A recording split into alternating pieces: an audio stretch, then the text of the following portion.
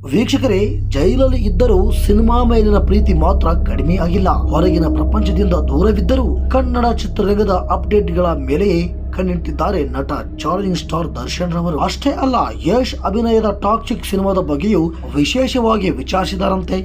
ಹಾಗಾದರೆ ರಕ್ಷಿತಾ ಹೇಳಿದ್ದೇನು, ದರ್ಶನ್ ಹೇಳಿದ ಪ್ರಶ್ನೆಗಳೇನು, ಸಂಪೂರ್ಣ ಮಾಹಿತಿ ಈ ವರದಿಯಲ್ಲಿದೆ.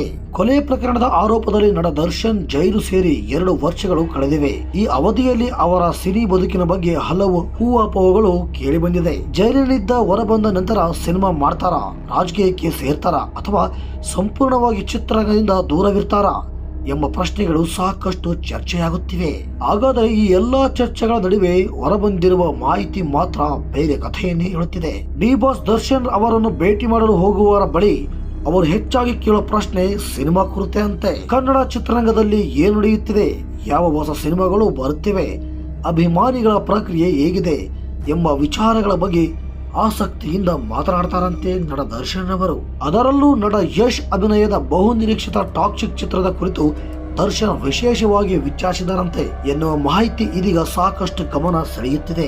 ಈ ಎಲ್ಲಾ ವಿಚಾರವನ್ನು ನಟಿ ರಕ್ಷಿತಾ ಹಂಚಿಕೊಂಡಿರುವುದಾಗಿ ವರದಿಗಳು ಹೇಳುತ್ತಿವೆ. ಅವರ ಮಾತಿನ ಪ್ರಕಾರ ದರ್ಶನ್ ಅವರ ಮನಸ್ಥಿತಿಯಲ್ಲಿ ಈಗಲೂ ಸಿನಿಮಾ ಮಾತ್ರ ಇದೆ, ಜೈಲಲ್ಲಿದ್ದರೂ ಚಿತ್ರರಂಗದ ಮೇಲಿನ ಆಸಕ್ತಿ ಕಡಿಮೆಯಾಗಿಲ್ಲ ಎನ್ನುವುದನ್ನು ಈ ಮಾತುಗಳಿಂದ ಸ್ಪಷ್ಟವಾಗುತ್ತಿದೆ ಅಂತಾರೆ ನಟಿ ರಕ್ಷಿತಾ ಅವರು. ಇದರ ನಡುವೆ ದರ್ಶನ್ ಅವರ ಮುಂದಿನ ಬದುಕು ಹೇಗಿರಲಿದೆ ಎಂಬುದನ್ನು ಇನ್ನು ನ್ಯಾಯಾಲಯದ ತೀರ್ಪಿನ ಮೇಲೆಯೇ ಅವಲಂಬಿತವಾಗಿದೆ. ಆದ್ದರಿಂದ ಅವರ ಭವಿಷ್ಯದ ಬಗ್ಗೆ ಈಗಲೇ ಯಾವುದೇ ನಿರ್ಧಾರಕ್ಕೆ ಬರಲು ಸಾಧ್ಯವಿಲ್ಲ. ವೀಕ್ಷಕರೇ, ಹಾಗಾದರೆ ಜೈಲಿನ ಗೋಡೆಗಳ ನಡುವೆ ಇದ್ದರೂ ಸಿನಿಮಾ ಕನಸನ್ನು ಜೀವಂತವಾಗಿಟ್ಟುಕೊಂಡಿರುವ ದರ್ಶನ್ ಮತ್ತೆ ಬೆಳ್ಳಿ ತೆರೆಗೆ ಮರಳುತ್ತಾರಾ ಅಥವಾ ಹೊಸ ಅಧ್ಯಯನ ಆರಂಭವಾಗುತ್ತದೆಯಾ?